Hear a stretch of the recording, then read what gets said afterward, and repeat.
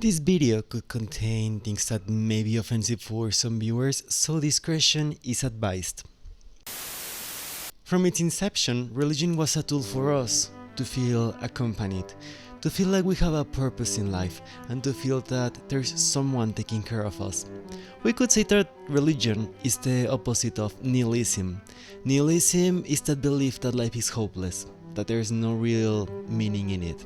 While religion is making you believe that there's someone accompanying you and watching you step by step, guiding you through the right direction. Now, Catholic religion from its inception, it was used as a tool for just basically being a good person. However, greed has always been a very important tool for the development of humanity, because most people realize that there's something that they can take advantage of and they will do it. So, religion was then used as a tool to make empires, to make people wealthy, at the expense of destroying communities and hindering our development as humanity. Now, do we remember those times where people were prosecuted for having different opinions, for professing different tastes in relations? And with that I mean when gays were persecuted and lesbians just for being themselves. And people were also persecuted for having a different religion. Yes, that was the medieval times. Well, we have surely come a long way, but one lesson that was taught from it is that we shall be no blind to religion, that there are other things. Now, unfortunately, if we are ignorant of our history, we are condemned to repeat it. Of course, unfortunately, we are not going to repeat medieval times, I hope, but we're repeating the ignorant belief that there's an almighty God, that we should trust everything on that God, and that there are people who have the power of God. Now, just before moving in any further, let me introduce myself very briefly. Well, I'm the Van Slaughter, and in this channel we like to do some research and we also like to analyze some other things. I know that this video is very strange from my other videos because this video will not have a comedic tone in it, and this video is just purely sort of a journalist investigation. I'm not a journalist myself, but I like to do very extensive research about topics that I like to discuss. And in this topic, things go crazy. Oh, they do. So let's go back to it. Now, there are some people that were able to make themselves millionaires just from professing from faith. Do we remember when Chamblin, with her weight loss cult Rembrandt? Yeah, Rembrandt. Well, I think that's the name of the church, but in any case, she was able to make herself a millionaire out of just basically starving people. The Way Down workshop is about putting foods in its proper place. We don't bow down to it. And you don't eat until you feel physiological hunger. And having a very weird cult, but I mean, you should watch a documentary about it. It's crazy. I will leave a link below if you would like to watch it. Now, in Congo, unfortunately, people don't have access to education as we do in other countries, and people don't have the access to healthcare that we have in other countries. Now, there are people who are millionaires. There are people who were able to make themselves poor to rich from various different sources. Some of them from mining, some of them from being entrepreneurs, some of them from being musicians, but there's one in specific that caught my attention. Well, let me introduce you to the character of today. It's Dominique Mpolo Kkhonde.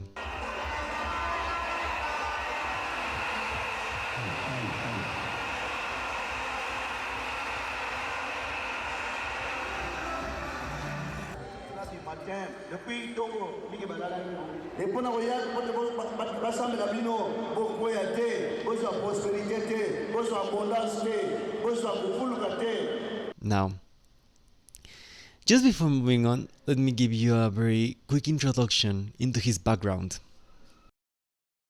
Dominique Mpolo Kkhonde, born in May 1956 in Basque Congo, is the legal representative of an evangelic church.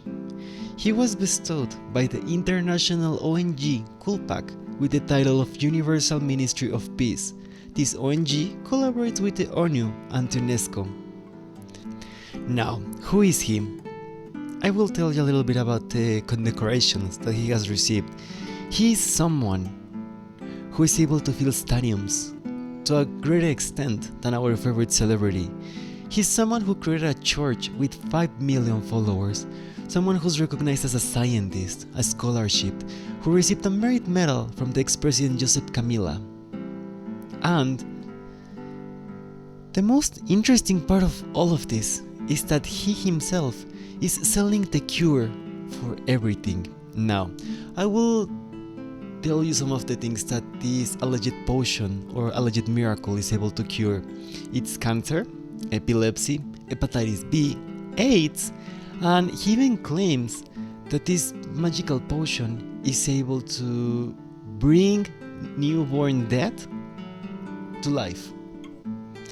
So we need to analyze deeper into this, because is he really abusing a system that was able to make him a millionaire by exploiting the fate of the ignorant people, or is he really healing them? Now, when I was watching the documentary, a few things struck to me.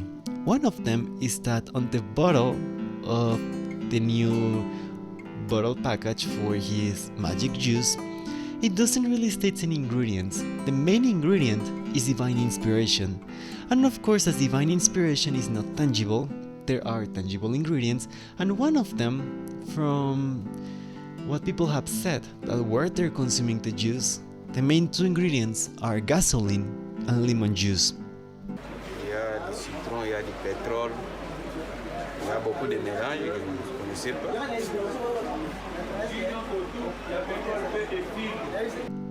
I had to do some research about it, and with bare minimum research, I was able to find that we as human beings, we cannot consume gasoline because it's hazardous for us. Ingesting even a small quantity of petrol can be fatal.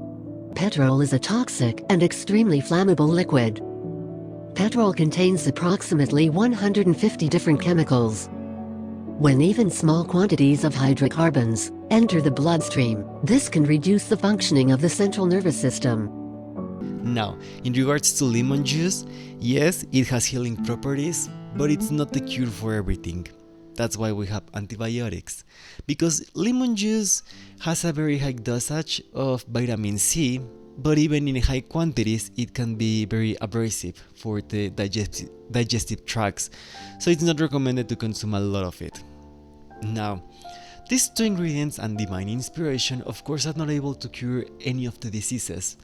This seems like a placebo effect where people think that they are being healed, and that belief that they are being healed is what actually makes them better. But in any case, they still have the diseases that they originally went in for. He's someone who even advises his alleged patients to stop going to clinics, to just consume the magic remedy, because that's what's going to heal them. Consultations often only last a few seconds. The prescription is always the same.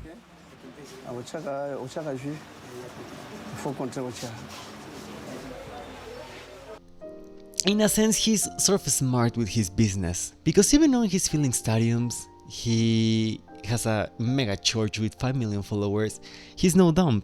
He's not selling this magic miracle in the eye of the public. He's selling this juice in marginalized areas or rural communities in Congo, where he has his private clinics where he attends his patients. Now, in order for you to be able to be diagnosed by him or to get a prescription by him, you need to first give out a donation, and then you will enter with him, where the consultation will last around 10 seconds, 10 to 15 seconds, and no matter what is the illness, all of the prescriptions are the same. Take the juice. And then they go to the pharmacy, and the juice for half a liter, it costs 14 euros. Now, the price might not be outrageous for majority of people who are in other more developed countries who are able to get that in, let's say, a day. Now, let's just have into consideration that this is in Congo. In Congo, that is 1/3 of the minimum wage salary monthly for people. Most of the poorest patients have to share the bottle in 3 equal parts, to be able to stomach the price of it. Now, he has government relations and he is a very beloved figure in Africa, in Congo specifically. I was even able to find an interview where he's speaking about faith and that we are brothers and that we should help each other. But I mean, it's very interesting to me the contrast, because he is always professing God and saying that we should believe more, that God has something for us. But my real question is, in what God he's talking about? Because the God that I have investigated in the Bible was a God that didn't believe in selling miracles or making yourself a billionaire in expense of others. He's most likely believing in the God of money, because if religion has taught us anything, is that people are not looking to be enlightened, or at least people who want power. They want power and they want money, because money brings you power and status. So that's why people get greedy. It's not that they want money. Money is virtually meaningless. They want the power that comes with it. So of course he's now a millionaire, he is able to have all of these things in life, and he is living sort of a fantasy where he is a doctor when he doesn't have any credentials for being a doctor. Now, it is very infuriating because he's abusing a system that has allowed him to be able to continue this path of selling this thing, and he even industrialized the process. When those documentaries were filmed, and yes, I'm extracting some parts from the documentaries and I highly encourage you to watch them, I will leave them on the description box. He was able to industrialize the process. That's how I was able to read the ingredients on it. And I mean, it's in French, but it's very similar to English, so divine inspiration. Divine inspiration as the main ingredient in a concoction that has gasoline and lemon. Very deadly agents. Well, gasoline is the deadly agent for human consumption. And yet, he doesn't feel any remorse of the things he's doing. The most heartbreaking part of this documentary was watching all of the patients claiming that they were healing themselves or that they were cured from all of the illnesses they had, even knowing that most of the illnesses they were suffering were incurable or most probably going to finish those people in a very short time if they were to keep consuming the magic miracle juice. Now I will leave some parts of it here so you will be able to watch for yourself, but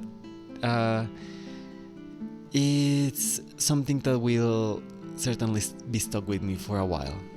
So viewer discretion is advised. Dominique Mpolo meets a long line of ill people. This woman suffered a brain hemorrhage a year ago.